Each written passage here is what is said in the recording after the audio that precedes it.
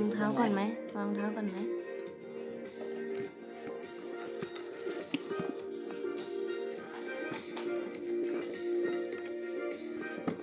เชอปางกินทีละชิ้นสิคะ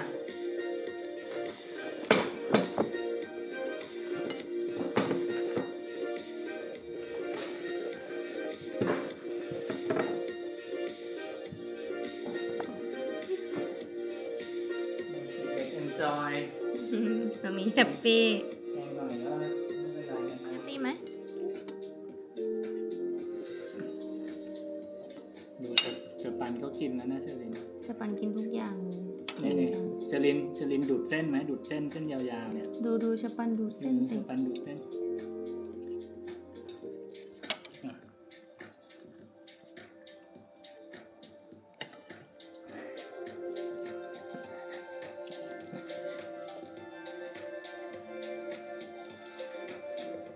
เวลาลูกแฮปปี้เขาจะชอบเต้น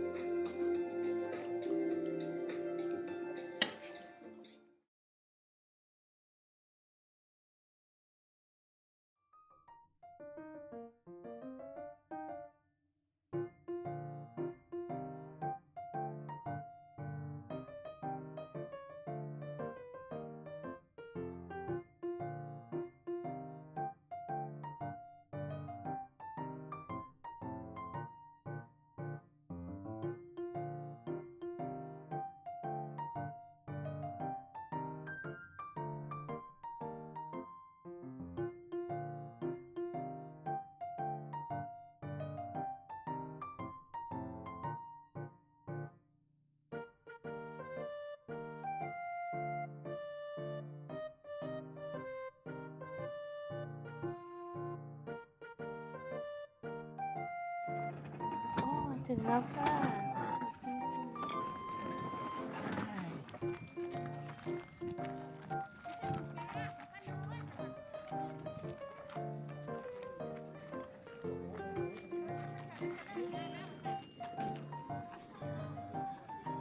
มาลูก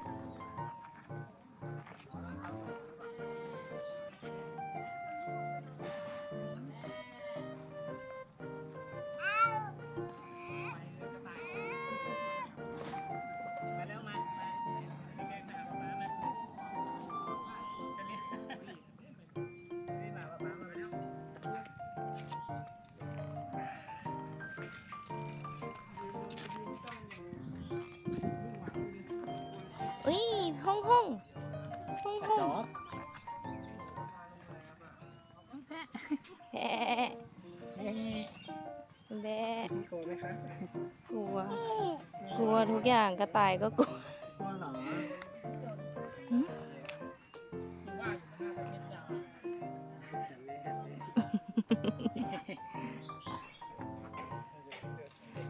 หืม มามีมีลูกหมูแล้วหมู หนู ขึ้นมายืนบนรั้ว ฮะเก่งเกินไปแล้วหรือเปล่าดูสิ ว้าว แค่ แพะ โอ้โหปีนออกมาได้เลย หิวแล้วเนี่ยฮะ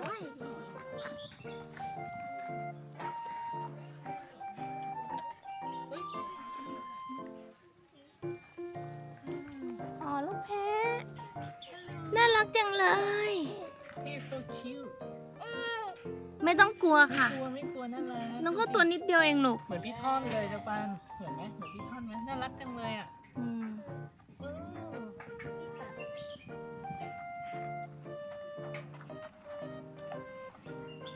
ไปต่อไหมไปต่อเอ๊ะ แบะ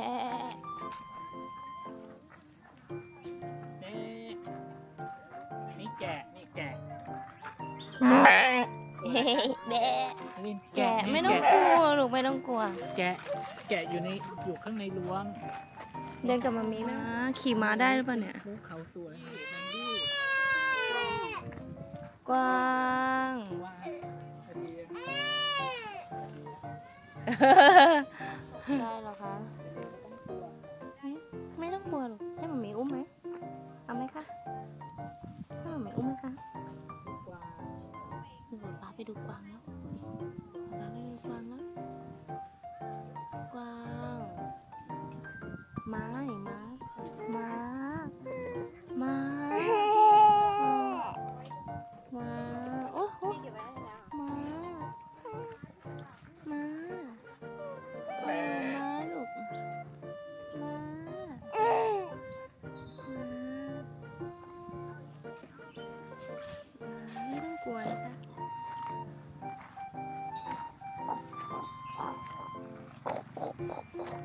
อุ้ยดูสิหมูตัวจิ๊กเลย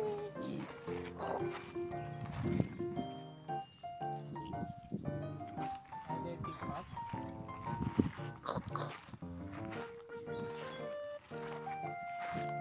เอาวางดิ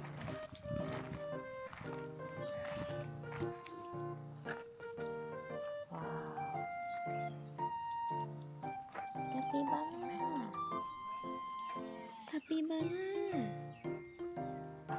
ว้าวนกยูงนกยูงนกยูง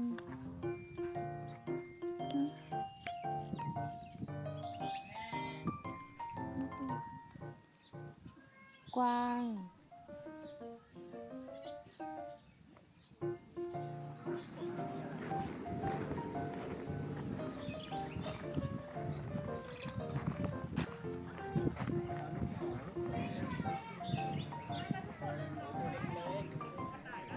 จะได้เนี่ย หนู ตรงนี้ล่ะตรงนี้มีอะไรคะมีอะไรคะอุ้ยอุ้ยอยู่ข้างนอก ไก่ไก่ป๊าป๊าอยากอุ้ยไก่ไข่ด้วยมีไข่เต็มเลยดูสิดูสิลูกโหไข่เต็มเลยโอ้โหโอ้โหไข่เบอร์อะไรเนี่ยเบอร์ 4ป่ะเนี่ย โอ้โห นี่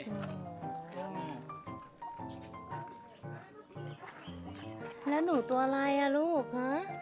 หนูก็ตัวอะไรคะ Bunny bunny บันนี่ Can you count how many bunnies One two three four How many So many ตัวอะไรจังเลย ตัวนี้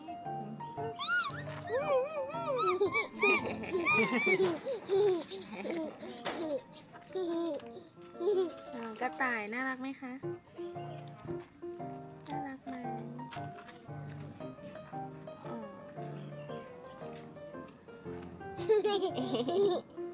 อแนวไม่ถ่ายกระต่ายอ๋อ น่ารักจังเลย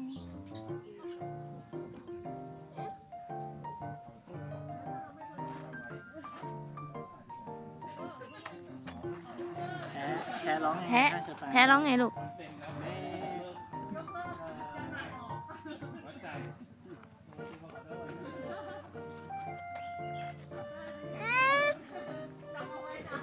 ไก่ไง ชอบไก่เหรอแฟนชอบไก่เหรอ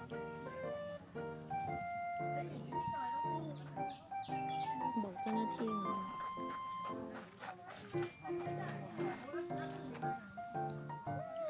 น้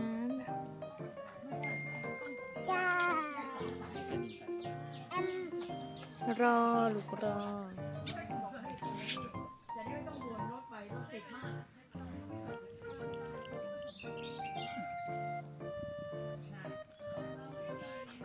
เจเรียน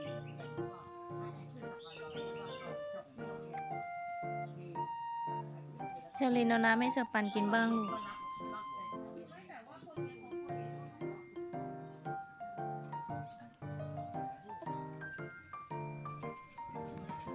โอ้ยังกินไม่หยุดเลยเหรอเชฟปันพอไหมพอยังเดี๋ยวกลับไปกินนมก็ได้เดี๋ยวพี่เรียกเชฟปันเรียกหน่อยเรียกแพะหน่อยแพ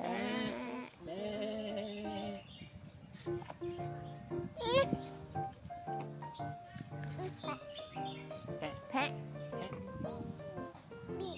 แพะ แพะ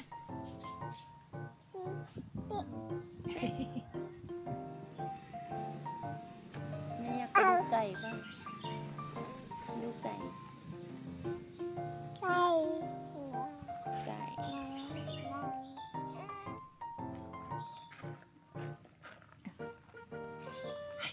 เชฟปัน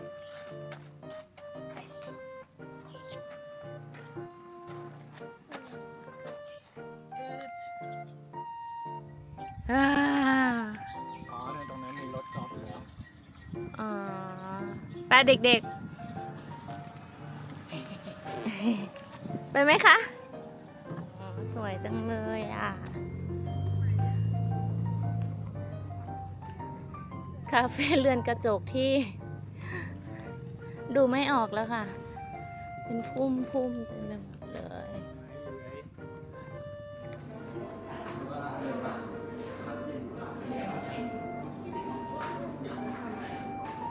Thank you ไอศครีมวานิลา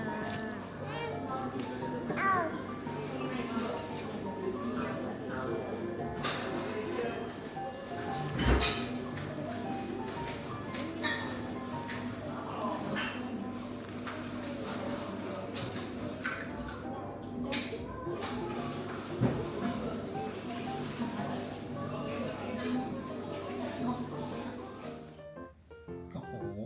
แทะไก่เลยอ่ะเชอรีนแทะข้างๆข้างๆข้างๆเออใช่โอ้โห เก่งจังเลย โอ้เซปันสู้ๆไก่ไม่ได้กินนานแล้ว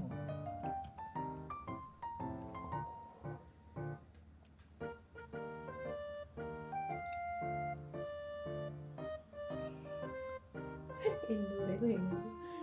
กินเก่งๆดีนะ หนูต้องเบิร์นระดับนี้เลยเหรอถึงจะกินได้ป้าไม่ไหวนะมันมีไม่ไหวดี มีความสุข มีความสุข เวลามีความสุขก็จะชอบเต้น อุ๊บ โอ้โห เก่งจังเลย เก่งจังเลยเอาไก่ไหมลูกไก่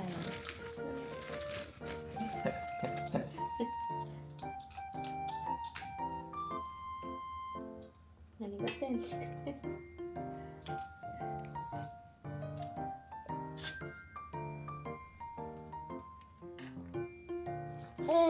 หมือนกันเลย เหมือนกันเลยลูก เหมือนกันเลย กัดกินเองนะกัดโอ้เก่งจังเลยค่ะอืม อืม กินข้าวด้วยนะตักเอง